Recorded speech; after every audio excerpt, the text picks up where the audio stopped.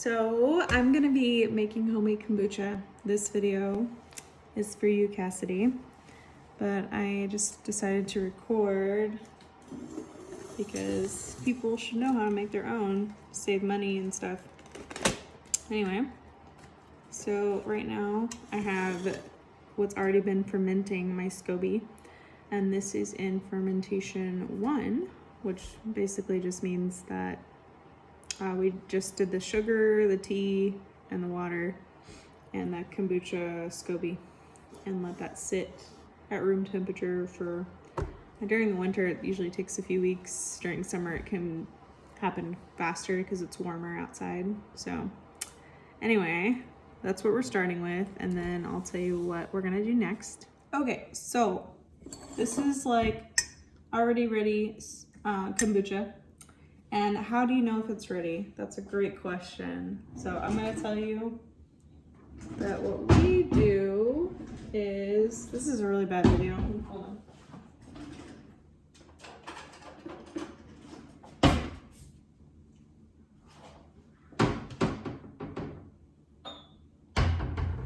You take like a little cup. I usually go below the SCOBY and with the, just to stay clean, use like a straw or something. And I try it. And if it tastes right to you, like it's not too sweet and not too sour, then it's ready to go for fermentation 2. If it's still like a little too sweet, like you taste too much sugar, like you just feel like it's like tastes like sweet tea still, then it probably needs to ferment longer. Like I said, a lot of that's your preference. I prefer it to be more fermented because there's more benefits from it. But also you don't want it too fermented because then it's gonna taste like you're drinking vinegar. So kind of like, kombucha is kind of like a art. You kind of figure it out as you go. Seeing as how you're an artsy person, I don't think you'll have any issues. So this is ready. I'm gonna go ahead and pour most of it out, and I usually leave, so this is my jar I ferment in the fermentation 1. I usually leave like that much. This jar is bigger than the one that you have, so I would just get one more mason jar for you because I'm going to start your fermentation 1 in this thing. Okay, so you just pour it in. Don't pour your SCOBY in there, just the tea. You kind of look and see if you're pouring too much.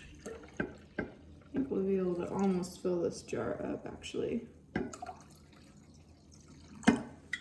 Okay, so I think, yeah, that's good.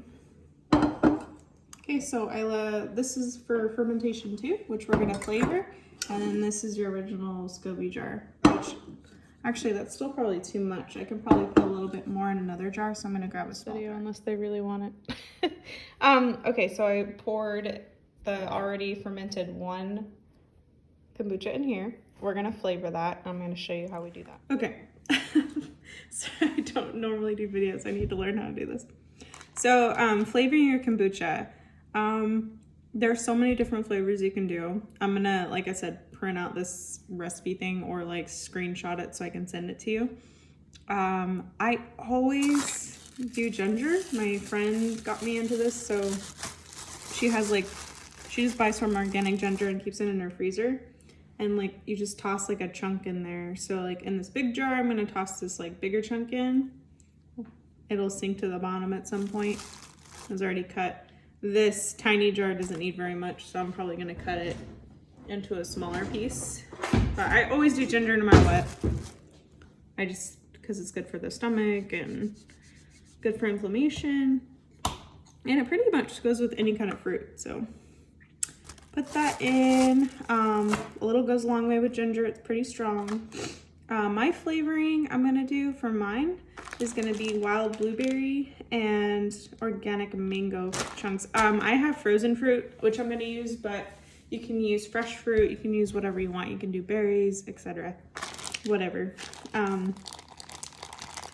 So you just put in. Oh shoot! I just flew a blueberry across the. Oh, okay. Put in just a little. I think my roll with berries is enough to just cover the top with like a full thing of berries. It's usually enough.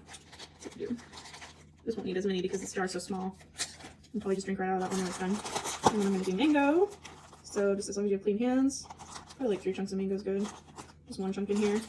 So again, it's gonna ferment a little bit more. It's gonna eat that sugar from the fruit and it's gonna absorb the flavor. So you just wanna cover your jar up nice and tight and let that sit at room temperature. Just depends on how cold it is outside. If it's warmer, then maybe 3 days. If it's cold, I say 5-6 days for fermentation too. And then you can put it in the refrigerator if you like that taste and enjoy it. You can filter the fruit out because it gets kind of like swollen and stuff. If you're lazy like me, sometimes I just leave the fruit in and I just filter it as I pour it in a cup to drink. But this is the kombucha you're gonna enjoy in a few days.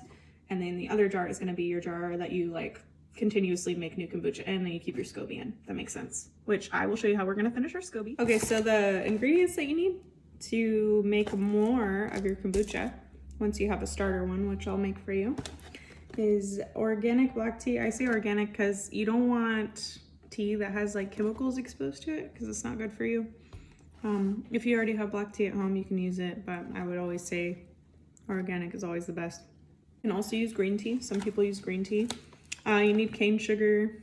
I don't usually use sugar, but like the whole process is the SCOBY kind of eats the sugar, so it ferments and becomes something else. So technically it's not like you're just eating straight sugar once it's fermented. So tea, sugar, and then hot water, boiled water that I have back here that I showed you. So in this pot, it's a stainless steel pot. I read from my mentor that spring water works better. I'm not sure why, honestly, but we went ahead and used anything that says natural spring water is good. So that's what I put. Stainless steel helps with something to do with the chemical reaction or whatnot. And stainless steel is one of the healthiest things that you can heat at high temperatures. So if you don't have a stainless steel pot, I say get one. If you already have like another tea kettle, it works fine. I don't have one personally. This is my friend's. Okay, so I'm gonna send you a picture of the recipe we use, but to make more kombucha, we're gonna do a gallon. I'm doing a gallon of mine and my friend also has one over here, so I'm gonna do 2 gallons. But for each gallon, you use either 2 tablespoons of loose tea or 8 tea bags. We're using the tea bags. And what I do to make them kind of stay together is I tie like a little knot here. And stick it in here. And then we're gonna pour, that's hot. And pour the tea in. Pour the water. Socially awkward. I'm gonna do the same thing for one more because I'm making 2 batches. Okay, so we got our tea brewing right now while it's hot. After I give it a couple minutes of just the tea brewing in there, I'm gonna be adding the sugar. Okay, so I got my sugar here. I'm gonna go ahead and pour it in. For making 1 gallon of your tea, your kombucha tea, you need 1 cup of sugar. I'm gonna send you, like I said, the recipe here, but half gallon's a half cup, or if you're just doing a quart, it's a 1/4 cup. So, okay. And you just wanna make sure all the sugars dissolves completely. My friend, she's super nerdy like me. She has like a designated kombucha spoon. She even labeled it kombucha on there, but anyway, you can use whatever spoon you want, just as long as it's not metal, because metal usually has different chemicals in it, unless it's completely stainless steel. I would just stick with like a wooden spoon. You can just buy like a cheap wooden spoon from the store, have that be your kombucha spoon, or bamboo or whatever. But yeah, you just keep stirring, make sure it's all dissolved, just like you're making regular tea.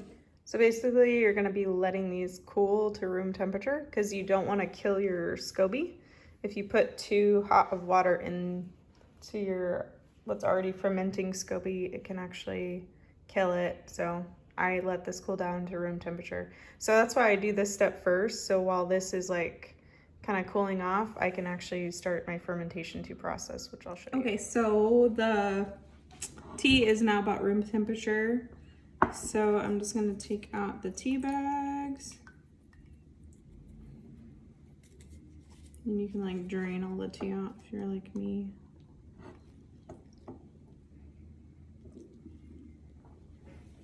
Put that aside. And you're just gonna pour into your already SCOBY jar and top it off with your spring water. Boom.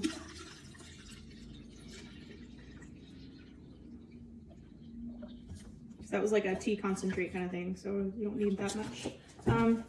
So your SCOBY looks like this. You can't see. It's kind of creepy. It's like a little creature. So what I'm gonna do for you is I'm gonna start a jar for you with this. I'm gonna just make more tea and then add a SCOBY to it and let it grow. So it's gonna take a little bit. I'll make sure it's growing properly before I bring it to you.